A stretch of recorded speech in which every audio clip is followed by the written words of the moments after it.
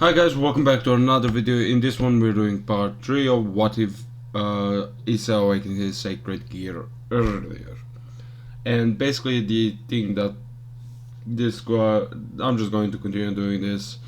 And yeah, road to 100k again. No, not 100, to 1k again. God knows how annoying this is going to be again, but still.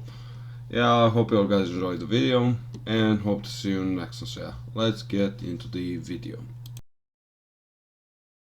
In stark contrast to Akeno abusing her authority, or more accurately Rias' authority in order to pull him right out of class so she could try to have her way with him, only for the tables to be turned on her, it's surprising that Tsubaki waits until the end of the school day to approach him. Or perhaps it's not, if issei spends a moment really thinking about it. After all, Akeno is exactly the kind of girl who would abuse authority. Meanwhile, Tsubaki Shinra is the vice president of the student council, and from what issei has seen of her, an altogether serious young woman who fully appreciated the responsibility that came with her position. She took her duties as vice president quite seriously, so it made sense that she would call on him after school hours when she wasn't on official school business. Issei Hyuda, please, come with me. He pauses for a second to actually take her in after she approaches him and asks him to do that. Tsubaki is the picture-perfect image of calm, for all of a moment, before she begins to fidget and squirm a little under his gaze. He smiles at that, able to see right through her serious exterior, able to see what kind of girl is looking beneath her attempt at coming across as professional and no-nonsense. In the end, issei just shrugs. Very well. Heh, if she's anything like that Heimjima girl, this is bound to be fun. Look at that body of hers, she's certainly got a lot going on. Issei smiles a little at Drake's words, indeed observing Tsubaki from behind as she leads him through the school, taking in her gorgeous figure. She's not quite on the same level as Akeno. Of course, there's also the fact that her hair is a long black curtain behind her back that goes all the way down to her knees, rather than done up in a ponytail like Akeno's is. It's a little hard to see her figure from behind thanks to that. He can't help but wonder if that's somehow a female devil thing.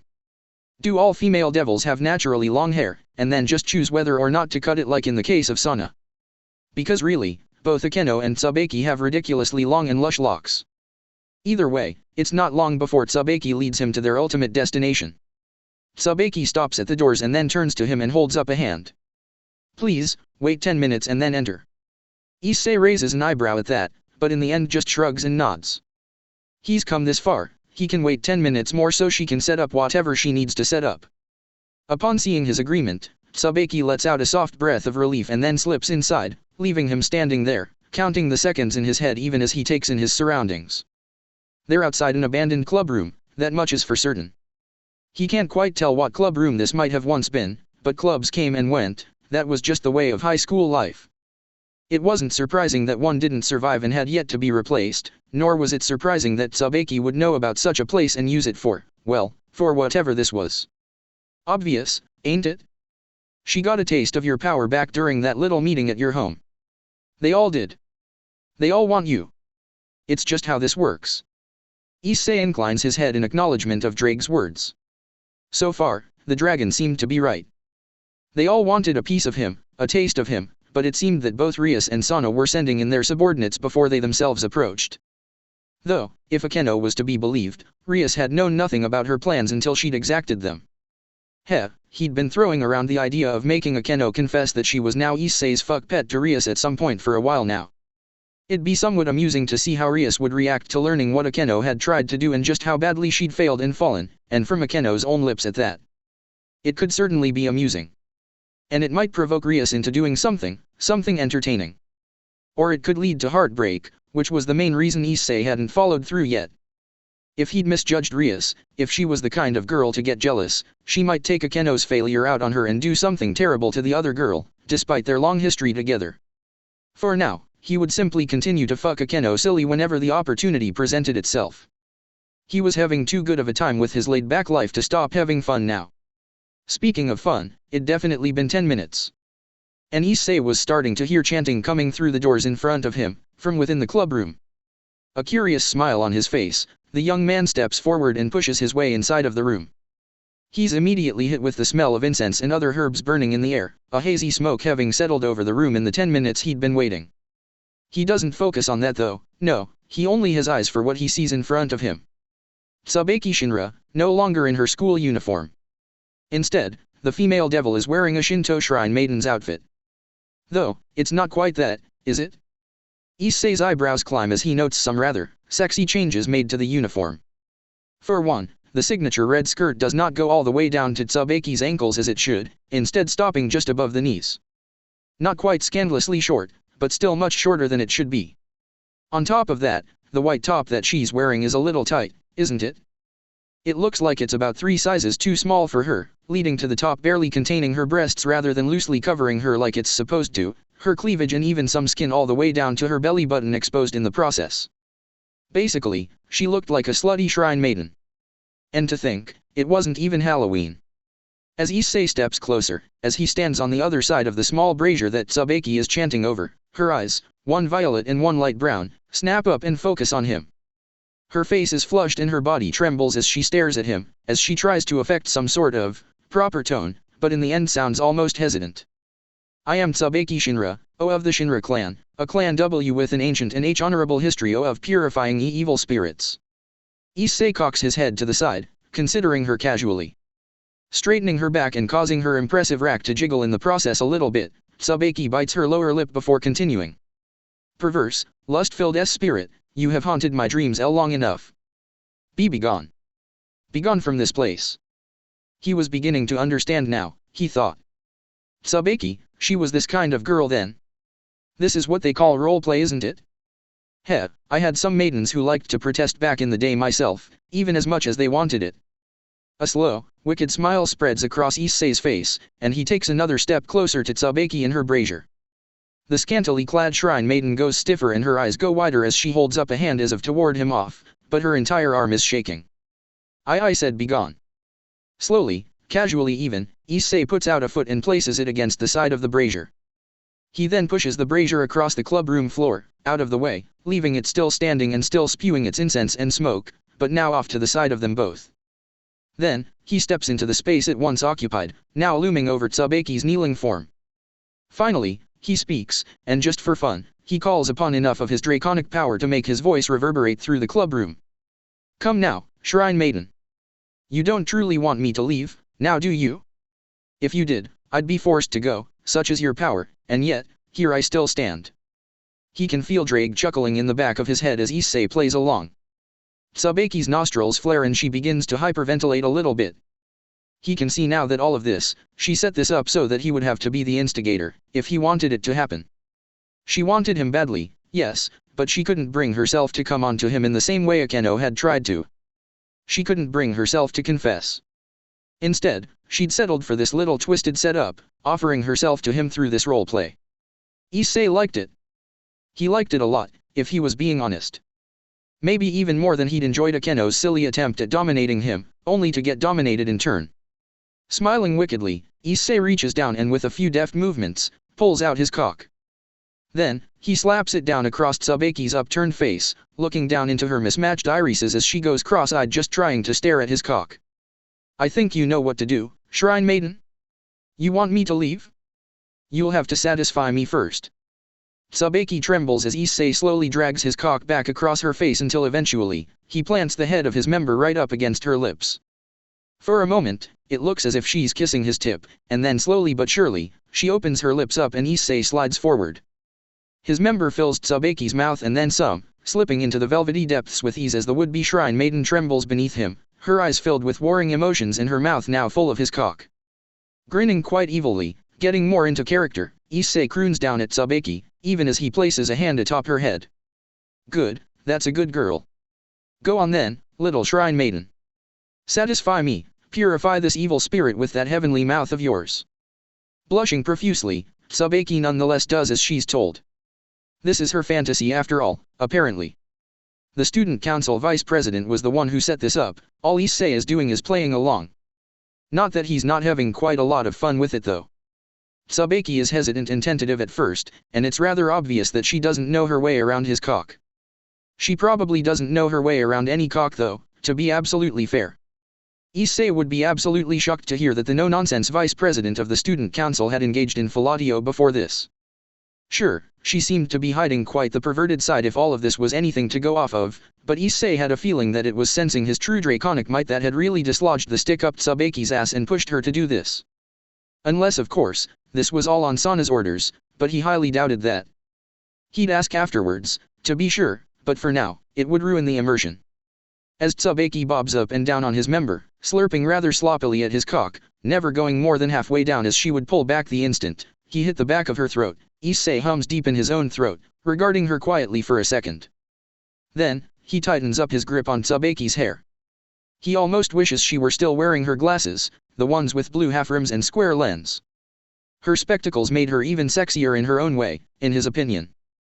But apparently, they didn't go well with the Shrine Maiden cosplay, or so Tsubaki had decided. So, he has to do without, even as her eyes look up at him in surprise when he suddenly grips down on her hair with not one, but both hands. You really think that's enough to satisfy me, Shrine Maiden? You truly think you can purify me with just that? You'll have to do better. Here, I'll show you. He's slow and almost gentle about it, as he forces his cock down Tsubaki's throat. But as slow as he goes, there's no escaping the fact that she can't breathe and that she's not exactly ready to deep-throat any man's member, let alone Issei's impressive specimen. She chokes and gags on his dick rather quickly, but Issei doesn't let up. After all, he's the evil spirit, isn't he? He's the bad guy molesting Tsubaki in her dreams. This was completely in character for him. Besides, Tsubaki is not truly some helpless shrine maiden. She's not as powerful as Issei perhaps, but he's not actually using any of his power right now. If she wanted to, she could escape his hold and push him away with ease. He even sees it in her eyes for a moment, the consideration, but just as quickly as it comes, Tsubaki discards the option of ending this and instead settles in to endure it. Seeing this, Issei grins, and begins to speed up, face-fucking the beautiful dark-haired shrine maiden in earnest from that point on. Gag. Gag. Gag. Issei groans as Tsubaki's throat flexes beautifully around his pistoning cock. But even as he's fucking her face, he's staring at those tits of hers, bouncing and jiggling around, barely even contained in the tight-fitting top of her slutty shrine maiden costume. With almost contemptuous ease, Issei reaches down and pulls the top away, causing Tsubaki's beautifully pale breasts, each capped with a small pink nipple, to bounce free of their confines. She lets out a noise of protest at this, but Issei just grins, far from done. Using his grip on her hair, he pulls her to her full kneeling height, bringing her up out of the seiza position she'd been in. I've changed my mind, you can use your breasts to get me off as well, oh great shrine maiden. Go on, purify me with those fat tits of yours. Blushing even more profusely than before, Tsubaki nonetheless does what she's told. At the very least, she's not being forced to choke on his cock anymore. Instead, Issei lets her wrap the majority of his dick up in her breasts, her hands coming up and wrapping around her tits in an embarrassing way as she begins to give him a tit job right then and there. At the same time, the head of his cock is still between her lips, and she bobs her head up and down on it, sucking the first couple inches of his dick while sliding her breasts along the length of the rest of it. Oh yeah, this is much better. Watching Tsubaki do the work herself rather than just fucking her face, even if she was clearly as inexperienced with tit jobs as she was blowjobs, was immensely satisfying. Especially when she was so cute about it, obviously embarrassed and trying to cover it up. In the end, it's not long before Issei feels his release fast approaching. Should he warn her? Of course not. Without much warning beyond a loud groan, Issei begins to come. He comes, and Tsubaki's mismatched eyes go wide as his seed fills her mouth in seconds. The rest of his load ends up exploding out of her cum-stuffed lips and landing all over her face and tits as she's forced back, and his cockhead ends up popping out of her mouth and spewing cum just everywhere. He paints Tsubaki white with his ejaculation, and when he's done, she almost looks unrecognizable at the straight-laced student council vice president that he's come to know since arriving at Kyoa Academy. Grinning wickedly, Issei steps back and takes stock for a moment. He had an option before him now, he supposed. He could leave Tsubaki wanting more under the guise of her having purified him for now, he could walk away and make her escalate things to get him to actually fuck her and claim her, or he could just take her now. She wouldn't resist, he could already tell that. If he wanted to, he could simply finish the job and fuck her on the spot. Decisions, decisions. Issei lets out a soft chuckle at his own inner thoughts. Of course, there was really only one way this was ever going to go. Before him, sprawled on her back Tsubaki, dazed and covered in his cum, nevertheless tenses as his laughter reaches her ears. She shudders as he looks down at her, half undressed at this point, the white top of her slutty, skimp shrine maiden outfit undone to expose her breasts, which are in turn coated in his seed. Meanwhile, the rest of her isn't much better. The bottom of her so-called shrine maiden uniform is red as tradition dictates, but also far too short. It's more of a skirt than anything else, and barely covers her thighs under normal circumstances. In her current position, much of her is left exposed, showing issei that not only is Tsubaki wet, she's also going commando. Stepping forward, issei shrugs his shoulders, rolling them even as he grins down at the trembling form of Tsubaki Shinra. When he speaks, his voice is still deep and gravelly and altogether draconic. Sorry, Shrine Maiden. It doesn't seem like your enthusiastic efforts were enough to purify me. We'll have to keep going. Tsubaki whimpers, and to her credit, makes a token effort to ward him off. Be begone, evil spear thuriot. But they both know her heart isn't in it, so even as she's trying to finish the sentence, issei reaches down and grabs her by her ankles, lifting her into the air. The scantily clad shrine maiden squeals as he lifts up her lower body, which in turn causes all of her weight to come to rest on her neck and shoulders. Trapped in the utterly humiliating position, Tsubaki can't do much more than squirm and blush as issei leans forward and with contemptuous ease flips the short slutty red skirt up so that it's doubling up like a belt across her midsection, leaving her creamy thighs and juicy wet crotch completely exposed. Issei slides his tongue into her cunt without a second thought, elongating it and transforming just that part of himself into a dragon, the snake-like writhing prehensile appendage going deep, deeper than Tsubaki was expecting, certainly. Oh. Issei grins, even as he begins to eat the so-called shrine maiden out. Trapped as she is in her current upside-down position, resting on her shoulders while he holds the rest of her up in the air and slurps and licks and laps at her cunt, Tsubaki can't do much but take it. And take it she does, with astounding results as she moans and cries out, and ultimately shrieks in loud, explosive, orgasmic bliss. Her mismatched eyes very nearly roll back in her head, and her tongue does stick out of her mouth in a truly silly expression as the climax rushes over her. Issei simply keeps on writhing his elongated tongue around in her pussy, all while one hand reaches down to play with one of her breasts again. His cum is already drying on the upper half of her body, absorbing into her skin, even as caked on as it is. Issei keeps on licking and lapping and brings Tsubaki to screeching orgasm after screeching orgasm with nothing more than his tongue, nothing more than his technique. Though, in truth it was more Drake's technique. Ah, yes, defiled many a maiden who couldn't handle my full size with just my tongue, back in the day.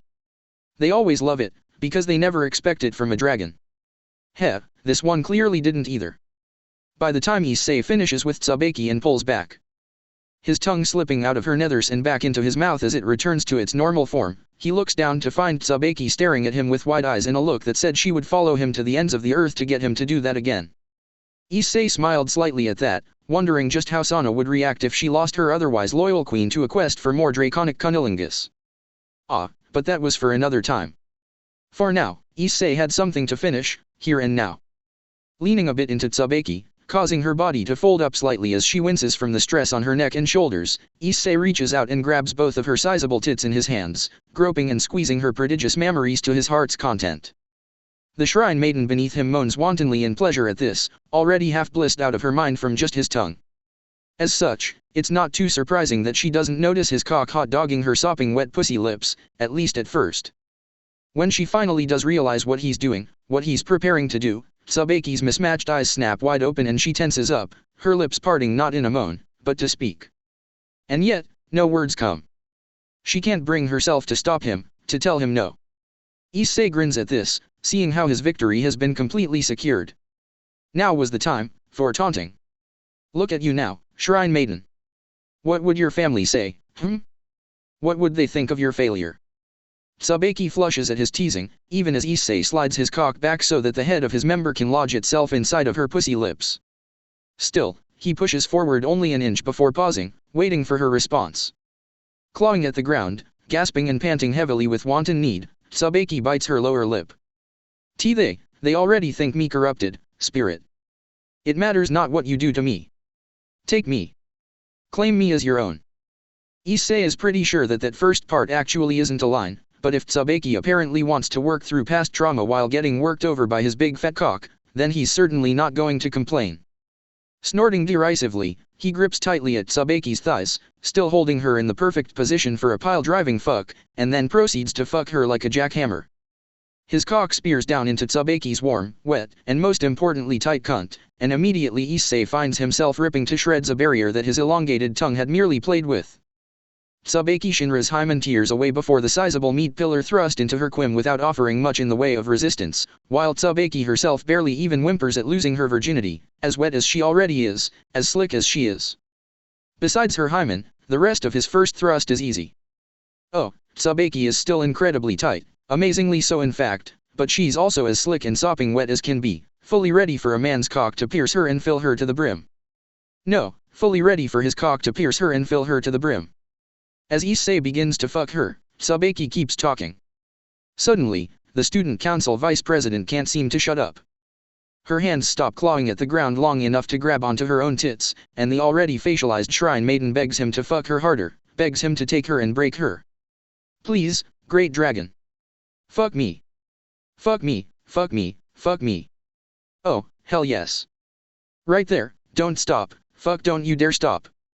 She's quite vocal in the midst of getting fucked, Issei finds. Some maidens are like that. Give them your attention, and they'll sing to you for as long as they have it. Issei snorts at the double entendre clear in Drake's words. Still, looking down at Tsubaki, at her folded up body as he pile drives down into her, fucking her in a humiliating position which she loves, despite it being her first time. Issei can also see the truth in his draconic passenger's words. Tsubaki is still screaming in ecstasy, still begging for more. Of course, Issei gives it to her. He never had any intention of doing anything else. Still, he's well aware that even devils aren't quite as durable as him. The stress that he's putting on Tsubaki's neck and shoulders is considerable, and while the constantly orgasming young woman might not notice, Issei's enhanced draconic senses could hear the popping sounds and the creaking of vertebrae. In the end, he has to change up positions to avoid doing permanent damage to Tsubaki's spine. Of course, one might argue that the new position he put her in, on her hands and knees so that he could take her from behind while at the same time grabbing onto her long tresses and turning them into a makeshift ponytail for him to pull back on was just as bad on Tsubaki's spine. After all, a woman's body was not made to curve back quite that far, most normal people would say. But neither Issei nor Tsubaki were normal in any way. One was a dragon, the other a devil, and both of them were hopelessly lost in lust. Either way, this new position, Issei taking Tsubaki doggy style while forcing her to arch her back, tilting her head up until sometimes she could see his face looking down at her on a particularly deep thrust, was still better for her long-term health than how he was fucking her before. So Issei keeps doing it, and Tsubaki keeps coming, until eventually he fills her with his seed. One might expect that to be a natural stopping point.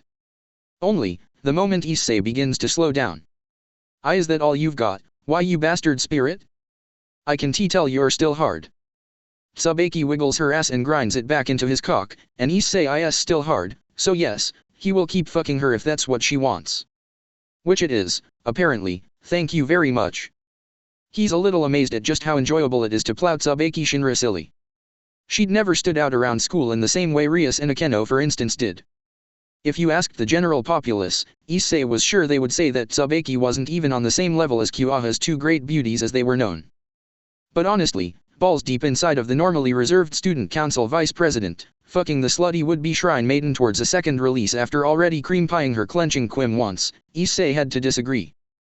Tsubaki hid behind her glasses and her authority and the facade she presented to the rest of Kuaha's populace. But at the end of the day, beneath all of that, beneath her school uniform, was a bombshell of a body that could easily match Akeno and Rias in sexiness, and a personality that could match Akeno at least in sheer sluttiness. So yeah, Issei fucks her, and then fucks her some more. He comes inside of her twice more before Tsubaki is finally tired out and unable to demand and beg for more. In that time, she never stops telling him to fuck her, never stops asking him to break her. She begs him to spank her ass with his free hand, so Issei does. She asks him to treat her like his own personal fuck pig, so Issei does the first thing that comes to mind and hooks his fingers into the sides of her mouth like claws, dragging her head back even further and making her spine bend even more in the process. He fucks her exactly like she tells her to, until eventually she can't tell him anymore, reduced to incoherent and unintelligible garbled moans, whimpers, and sputtering. On his last release, Issei lets Tsubaki drop face down, ass up onto the floor of the classroom, and then pulls out and jerks his final load all over her upturned ass and back. Part of him is tempted to take pictures of the ruined wannabe shrine maiden with her slutty costume all undone and her mostly naked body coated in cum. But he doesn't need to. He's a dragon, and dragons have long memories. Besides, with how this went, we'll be doing this again soon enough. The bitch won't be able to stay away. Issei inclines his head in agreement with Drake's point. Meanwhile, Tsubaki is slowly beginning to recover on the ground before him, even as he stands up and looks down at her, tucking his dick away back into his pants. Slowly, with great effort, the exhausted female devil manages to roll over onto her back. Sprawled on the floor, looking distinctly well fucked, Tsubaki looks up at him with heavily lidded eyes, her prodigious chest still heaving with exertion. My king would treat with you, Red Dragon Emperor. If you would be willing to hear her out. Issei cocks his head to the side at that, humming slightly. Sana try. Now there's a maiden, but do be careful, we both sensed the scent of a greater power clinging to her. Drake wasn't wrong. Both Sana and Rias had that same feeling to them. Like they were already claimed by another powerful entity, and any harm done to them would befall the one doing the harming tenfold in retaliation. But Issei wasn't the kind of person who bowed to anyone or anything. In many ways, he wasn't a person at all. No, Issei was a dragon, through and through. Still, he snorts derisively down at Tsubaki's defiled form. Shifting his leg forward, he nudges Tsubaki's legs apart, and the wannabe shrine maiden lets him, exposing her gushing cunt, even now leaking copious amounts of his seed onto the floor.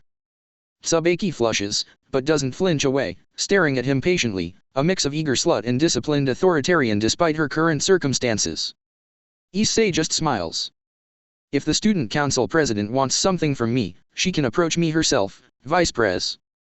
Obviously, that wasn't the way it was supposed to work. Issei had no official position of authority in Kyoa Academy, so why would the student council president have to come to him? It was an absurd demand, if one did not know that Issei was the Red Dragon Emperor, and Sana was just the heiress to one of the 72 pillars. Knowing both of these things and having just been thoroughly put in her place by said Red Dragon Emperor, Tsubaki bows her head deferentially, lowering her gaze. As you say. Issei hums, taking one last look at his handiwork, and then turning and leaving the room. Just like with Rias, if Sana wanted to approach him, she could. If she wanted something from him, he would take what he wanted in turn. After all, he was the dragon, and that's what dragons did. It's not long after his encounter with Tsubaki Shinra that a letter requesting his presence arrives. However, to Issei's surprise, it's not a letter from Sana, but instead a letter from one Rias Grammary. The redhead seems to have finally gotten around her nervousness, and actually went ahead and sent him an invitation to meet with her after school at the Occult Research Club, alone. The letter further went on to state that Rias had every intention of making things worth his while. In the end, that last bit was the only real reason that Issei bothered to head on over after school was finished for the day.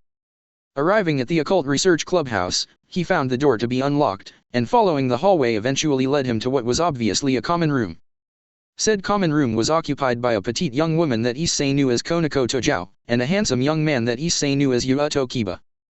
They both tense up at his sudden appearance, but in different ways.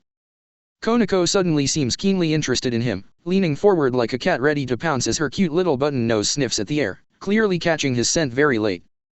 Kiba, meanwhile, seems on guard, defensive to the extreme, brow furrowed, and hands moving as if he's about to draw weapons that don't exist.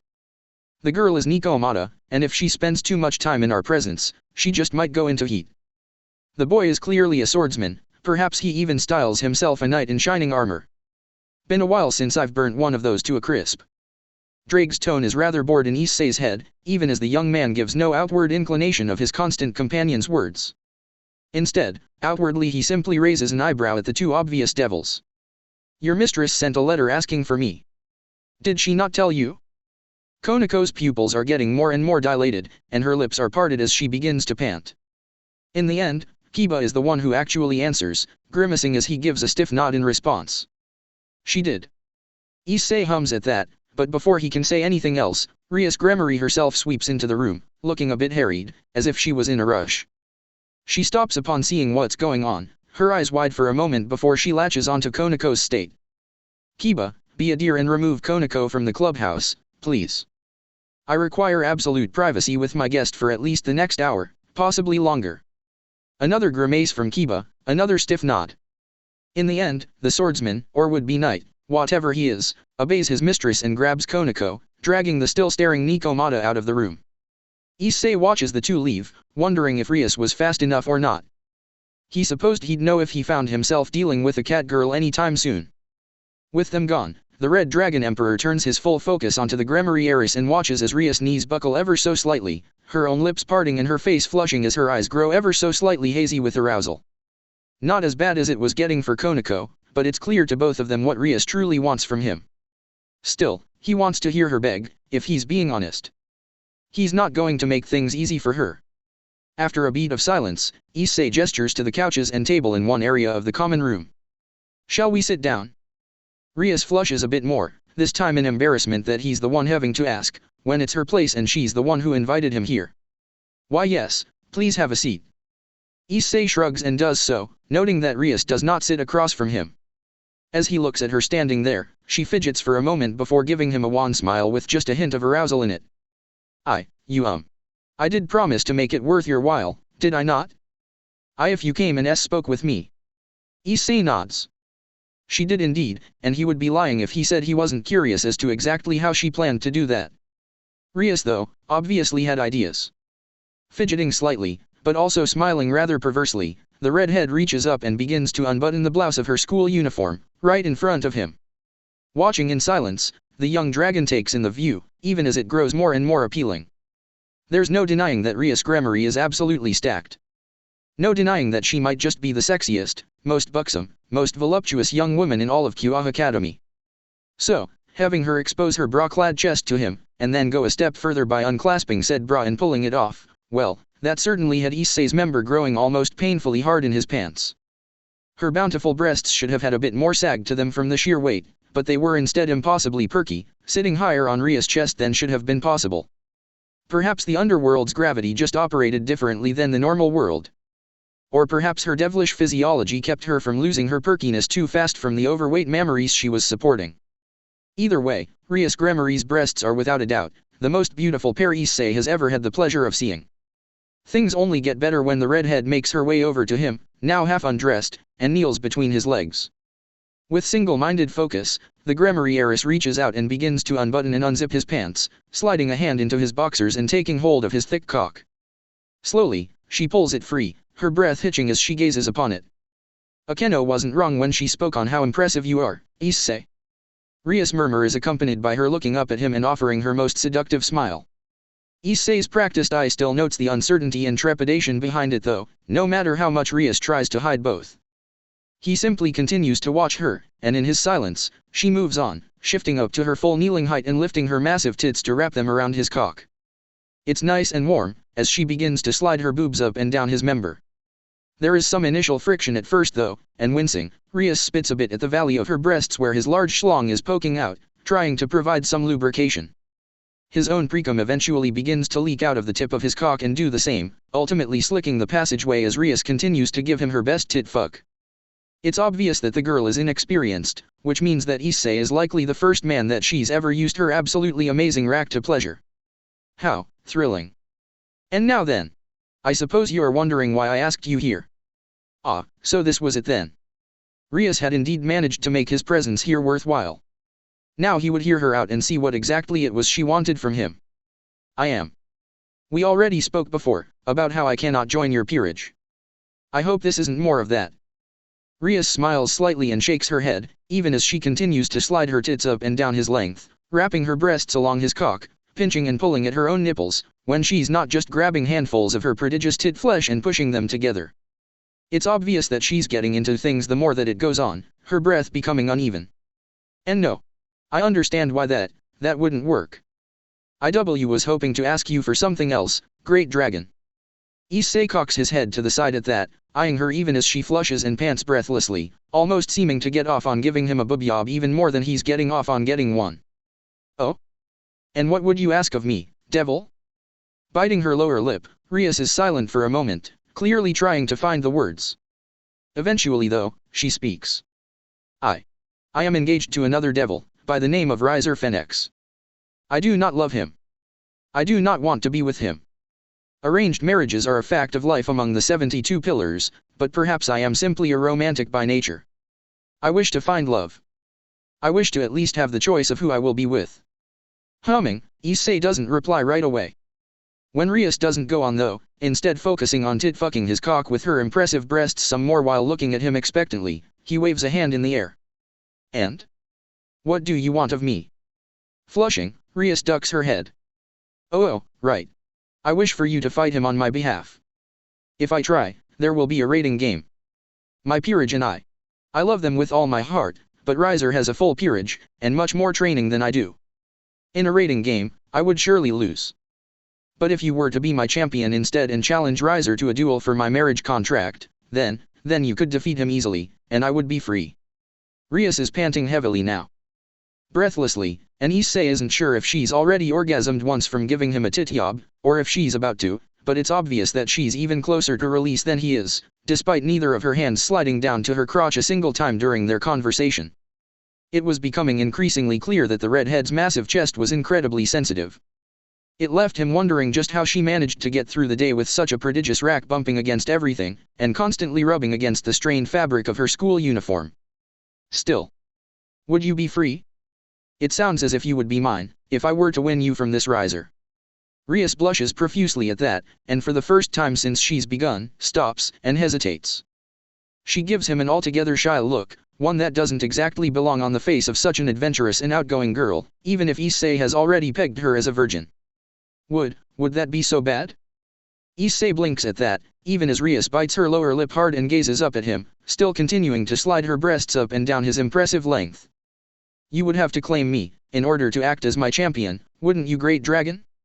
As you've made perfectly clear, I cannot have you in my peerage. But, perhaps you will take me for your burgeoning harem instead. Take me, claim me, conquer me, and Riser will have no choice but to duel you in an attempt to regain my lost honor, and his. Ravish me, ravage me, ruin me so that neither he nor any other man my parents pick for me could ever compare, ever again. By the time she's done monologuing, Rias' eyes are hooded with abject lust, and she looks like sex personified, clearly eager beyond belief. With only a beat more of hesitation, the redhead abruptly leans forward, craning her neck and opening her oh-so-fuckable lips nice and wide as she sucks the head and first couple of inches of his thick prick right into her mouth. The entire time, Rias keeps her eyes on his face, even as she lewdly and sluttily sucks at his cockhead as hard as she can, while at the same time continuing to slide her breasts up and down the rest of his length. There's no denying that the scene is incredibly fucking hot, and issei grunts, drawing ever closer to a release. Well, the girl certainly knows her stuff. She's not going into this with any misconceived notions. No, she knows what she wants, and she knows what she has to give up to get it. The only choice left is yours, issei. Do you meddle in the affairs of devils, or leave it alone? Issei snorts at that, because really, it's not even a question, now is it? Before Rias can even fully process what's happening, he's moving, dislodging her from her place between his legs as he grabs her by the shoulders and yanks her up, his cock popping free of her lips and out from the valley of her breasts. The redhead finds herself on her back on the table right behind her in moments, even as issei reaches out and tears first her skirt, and then her panties off of her body, exposing her gushing, dripping wet cunt to the open air. Rias gasps and mewls, even as he spreads her legs wide, pulling them up by the ankles and holding them apart. His cock, fully erect and ready for action, slaps down on Rias' cunt, along her navel and her abdomen, showing her just how far he'll go inside of her, once he's fully hilted. Slowly, issei pulls back, until just the fat head of his member is pressing against her parted flower, ready to rob her of her virginity then and there. But he stops, cocking his head to the side and looking down at her somewhat curiously. What about love, though? If you belong to me, how will you find your true love? Here, Rias flushes an incandescent red that almost manages to match her hair color. She gives him a trembling smile, even as she bites her lower lip. With enough time, I think I could love you. I already want you with every fiber of my being. I've spent every night since our last meeting masturbating to fantasies of you. I've fed off of every tale Akeno has told me of you. For now, it is a purely carnal lust, but I believe you will treat me better than Riser would. I believe that one day, I can love you as much as I desire you. Practical girl. Just give it to her already, issei. Issei shrugs and proceeds to do just that, but before he can thrust in, there's a sudden flash of light off to the side, and an affronted voice speaks up. Eris Gremory, what do you think you're doing? Issei turns to regard what appears to be a maid, while Rias reacts with a yelp as she suddenly struggles to squirm away from him and cover herself up. Graia. What are you doing here? Ha. They put a warning system on the girl's virginity. How cute. Stopping you from making a bad decision, it would seem. You are betrothed, Rias. This behavior is unbecoming of the heiress of House Grammary. Issei just blinks, looking between Rias and this maid, Graia. For all that Graia is dressed as a maid, he can feel how strong she is. Stronger than Rias, by far.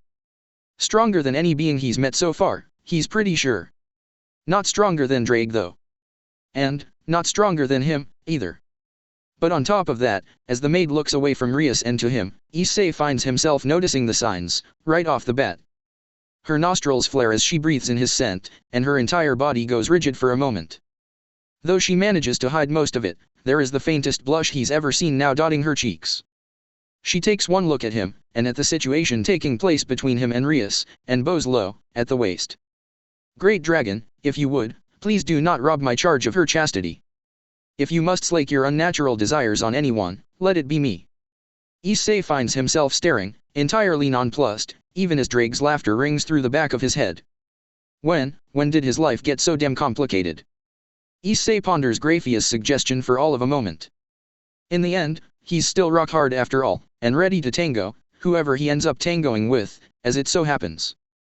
Very well, I accept. What? But you can't. Rias' outburst is not unexpected, but Issei nonetheless swings his gaze back around to the naked redhead and stares her right in the eye. He doesn't say a word at first, merely lets his presence out just a bit, just enough to fill the room. Both Rias and Graia breathe in sharply, Rias in awe as this is the second time she's felt the real him, and Graia in surprise and shock. And why can't I, Rias? Issei's tone carries a hint of threat and a whole lot of curiosity. If Rias thinks she's in any position to command or control him, she's in for a big surprise. Blushing deeply under his piercing gaze and flinching from his words, Rias ultimately averts her eyes, looking off to the side, even as she answers him, the words dragged from her pouty lips. She's my brother's wife, the wife of Lucifer, one of the Great Satans. He'd be upset. That's, actually not a half-bad reason. Issei hums, but before he can question Rias further, the maid steps in again, clearing her throat delicately and speaking up.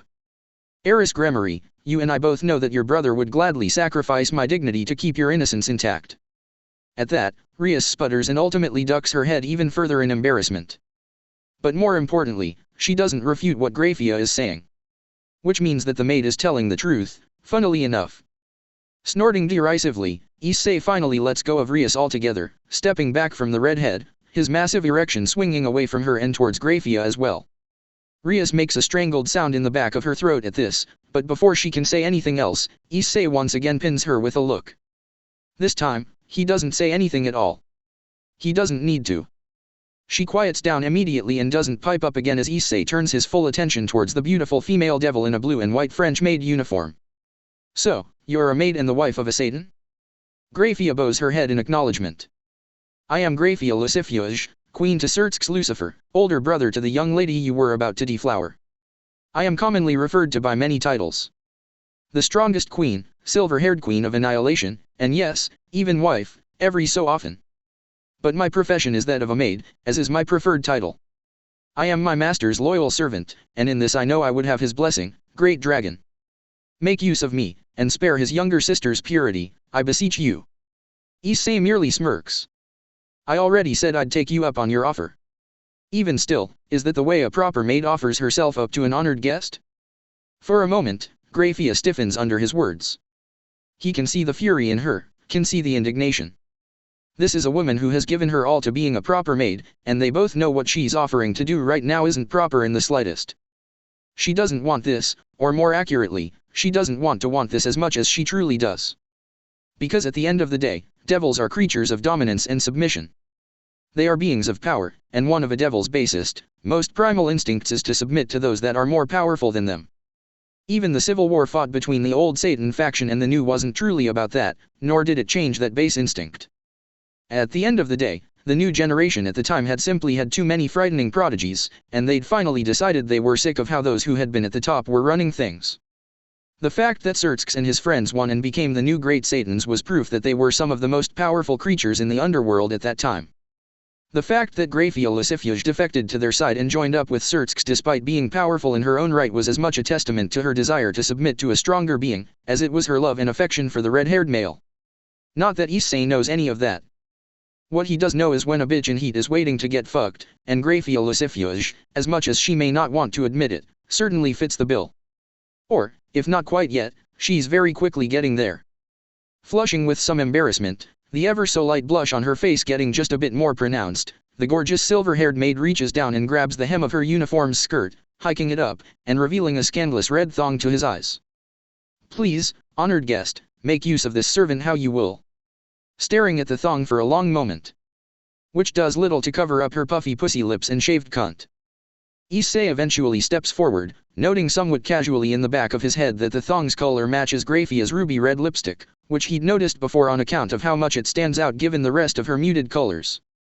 Unable to help himself, the first thing that Issei does when he gets close enough, is reach out, grab the front of Graia's top and rip it off of her chest, tearing her uniform with ease given his enhanced strength. The silver-haired devil maid gasps at this, but makes no move to cover herself, still clutching at the hem of her uniform's skirt and holding it up to expose her crotch. Beneath the maid uniform, Graia's chest is clad in nothing. Or rather, not a bra at least. Instead, the supposedly prim and proper maid is wearing a pair of red pasties in the shape of hearts beneath her uniform, matching in color to her thong and lipstick, and merely covering up her nipples and nothing else. Having to adjust his perception of this woman before him quite dramatically, Issei finds himself somewhat at a loss for words. Instead, he simply looks Graia in her silver eyes and raises a single brow, questioningly. Once again, there's a bit of haughty indignation. The blush also increases, just a tad, even as she juts out her chin. "I was on my way to attend to my master's needs when I received this summons." Meaning her and Surtsk were about to engage in some kinky hanky-panky master-servant roleplay when the alarm system they had set up for Rias' virginity had gone off and Graia had been summoned to protect her innocence. Rias' innocence, which Graia's husband and king was apparently willing to sacrifice his wife and queen's dignity for. The pity Issei feels for Graia Lucifuge lasts all of a moment before his cock throbs, reminding him that she'd interrupted him in the middle of something he'd very much been enjoying, and been looking forward to more of. As desire takes over, as the draconic need to dominate and claim and conquer fills Issei's being, he smiles and reaches up, grabbing Graia by her silver hair forcefully and none too gently. "Then I suppose I'll have to get you back to your master as soon as possible." The strongest queen does not resist as he drags her to the same table that Rias has been laid across all this time. She does not stop him from bending her over it, pressing her upper half into the table with one hand and lifting her ass up into the air with the other hooked under her. She does gasp a bit, and whimper at his touch, even as his presence continues to fill the room and press down on both female devils currently residing in it with him. "You're lucky Rias already took care of the foreplay, or I'd be seeing what those ruby lips of yours look like wrapped around the base of my cock before we got to the main event. As it is, I'm far too fucking horny to wait any longer." And without saying another word, he thrusts in. It's not hard. This slut of a maid was wearing a thong for goodness sake. It's easy as hell to slip said red thong to the side and thrust into her waiting cunt with ease. It helps that she's wet, of course, inordinately so. Her cunt is fairly tight, like a vice, and yet, something feels just the smallest bit loose about the maid as he fucks her from behind, plowing her into the table right beside her husband's younger sister. The woman has given birth before. "Congratulations Issei, you're having your first MILF." Issei blinks at that, somewhat startled. But, now that Drake has said it, he can tell that his draconic passenger is right.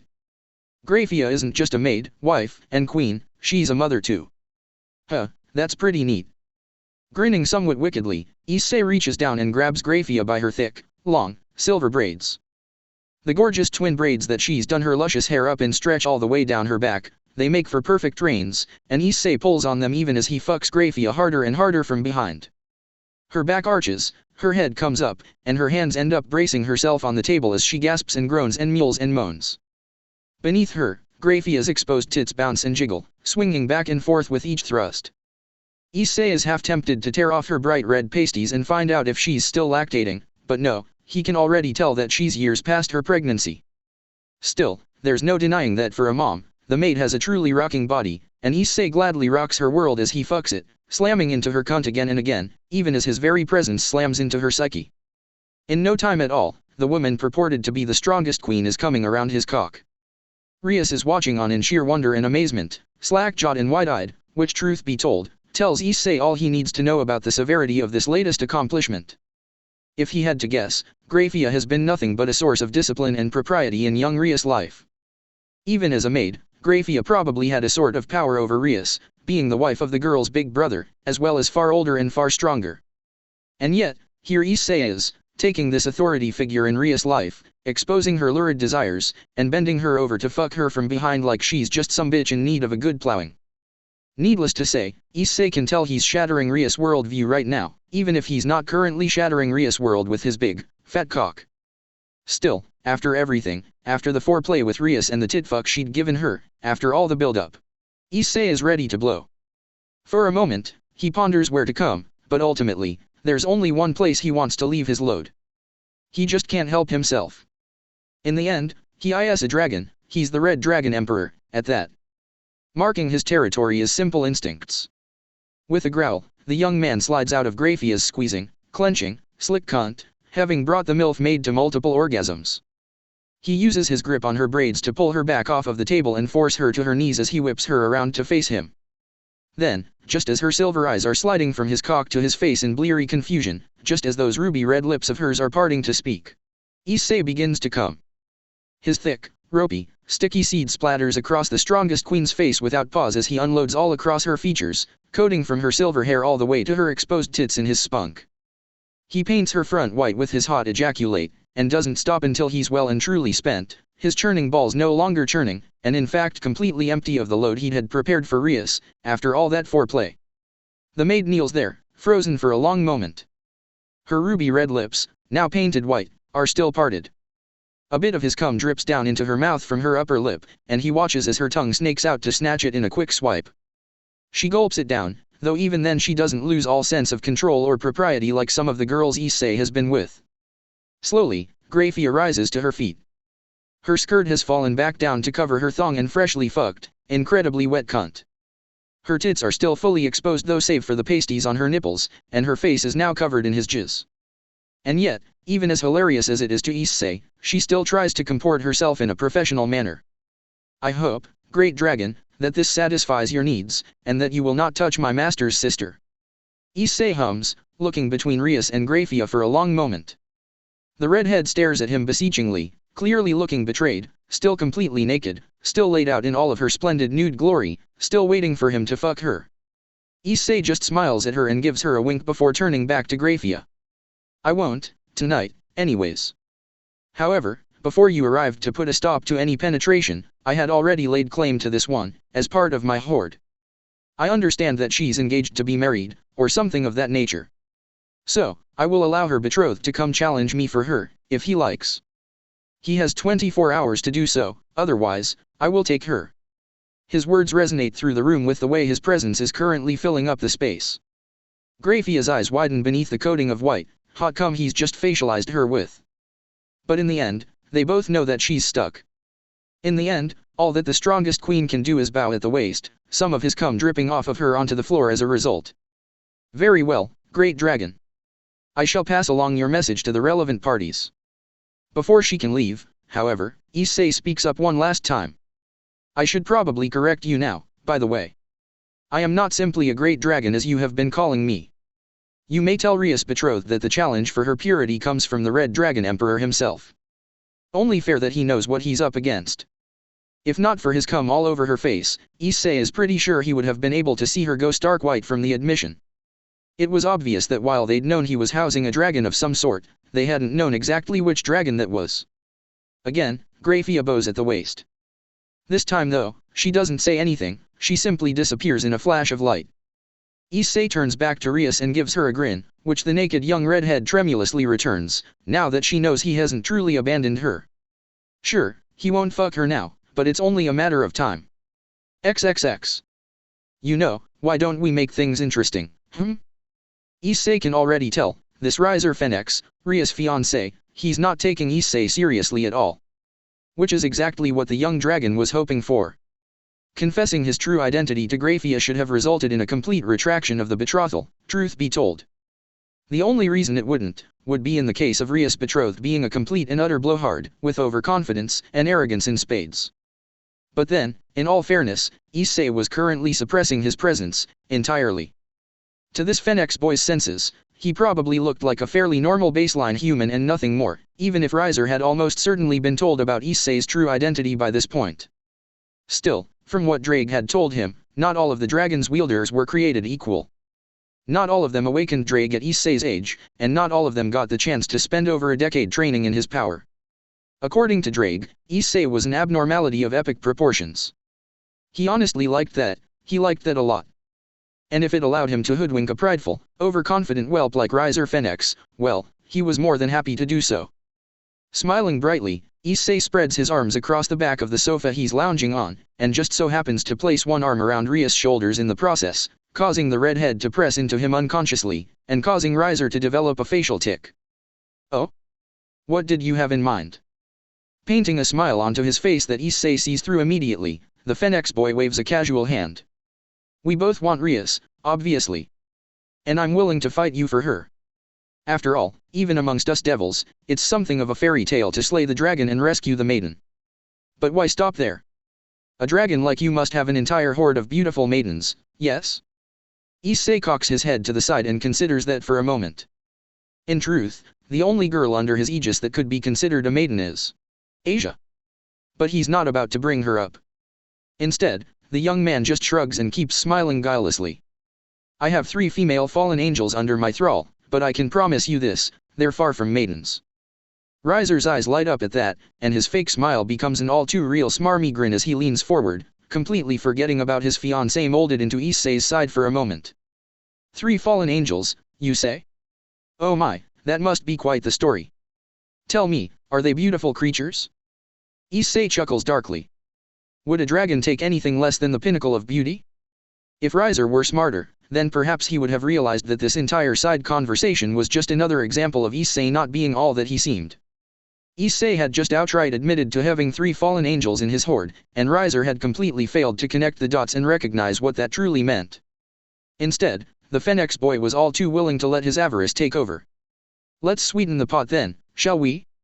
We'll fight, you and I, for Ria's hand. But on top of that, whoever wins gets something a bit more, 3 fallen angels, well, they probably amount to 3 of my pawns. Or, 1 of my back pieces. What do you say, Shall we make this interesting? Well, this was partially what Issei had wanted. For Riser to overextend and make even more of a fool of himself. And with Graia standing off to the side as the supposed arbiter of this upcoming duel, stone-faced and seemingly emotionless, well, anything they agreed on today would indeed be official. The only thing left to decide was if Issei truly wanted to risk his pets, not truly a risk, of course, Riser was an ant at best, and if he did he want to bet them against 3 of Riser's pawns, or against 1 of his back pieces?